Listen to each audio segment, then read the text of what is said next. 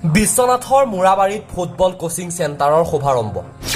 আজি এছিয়াৰ সৰ্ববৃহৎ চাহ বাগিচা মোনাবাৰীত এখন ফুটবল কোচিং চেণ্টাৰৰ শুভাৰম্ভ হয়। কোচিং চেণ্টাৰৰ মুখ্য পৃষ্ঠপোষক প্ৰেম টছাৰৰ প্ৰচেষ্টাত আজি এই কোচিং চেণ্টাৰখন হয় বুলি জনায় স্থানীয় যুৱকসকলে। ইয়াৰ দ্বাৰাই বাগিচা অঞ্চলৰ উঠি অহা খেলুৱৈসকল উপকৃত হ'ব বুলি কয় উপস্থিত যুৱকসকলে। প্ৰেম টছাৰ প্ৰচেষ্টাক সকলোৱে ধন্যবাদ জনাই কয় যে মোনাবাৰীবাসী ৰাইজক বহুদিনীয়া এক অভাৱ পূৰণ হয় বুলি বৰ্তমানে কোনো মাচুল নোলোৱাকৈ এই প্ৰশিক্ষণ দিয়া হৈছে।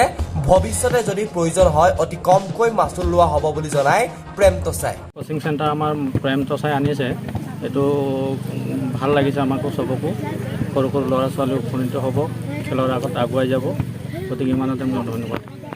হয়, আমি মোনাবাৰী ছানৰাইজ ক্লাবৰ সৌজন্যত প্ৰথমবাৰৰ বাবে এখন কোচিং চেণ্টাৰ আৰম্ভ কৰিছোঁ মোনাবাৰী ছানৰাইজ ক্লাব নামত। আমাৰ এইটো এটা দীৰ্ঘদিনীয়া প্ৰচেষ্টা আছিলে যে আমাৰ এই বৃহত্তৰ মোনাবাৰী অঞ্চলত এখন কোচিং চেণ্টাৰ খোলাৰ পৰিকল্পনা বহুত দিনৰ পৰা চলি আছিলে। দুৰ্ভাগ্যবশতঃ আমি ষ্টাৰ্ট কৰিব পৰা নাছিলোঁ, কিন্তু আমি এই পৰ্যায়ক্ৰমে এই কোচিং চেণ্টাৰটো আৰম্ভ কৰিছোঁ। আৰু এই কোচিং চেণ্টাৰটো আমি আৰম্ভ কৰাৰ উদ্দেশ্য যাতে আমাৰ এই গাঁও অঞ্চলত উঠি অহা যি নৱপ্ৰজন্ম তেওঁলোকৰ প্ৰতিভাখিনি বিকাশ কৰিবৰ কাৰণে আমি এই কোচিং চেণ্টাৰটো আজি শুভাৰম্ভ কৰিলোঁ। এই কোচিং চেণ্টাৰৰ জৰিয়তে তেওঁলোকে সুস্বাস্থ্যৰ জৰিয়তে নিজক প্ৰচেষ্টা কৰাৰ এই কোচিং চেণ্টাৰৰ পৰা গৈ গোটেই অসমৰ বাহিৰেও অল ৱৰ্ল্ডত তেওঁলোকে যাতে নিজকে প্ৰচেষ্টা কৰিব পাৰে, এই প্ৰচেষ্টা লৈ আমি আজি এই কোচিং চেণ্টাৰখন আৰম্ভ কৰিলোঁ।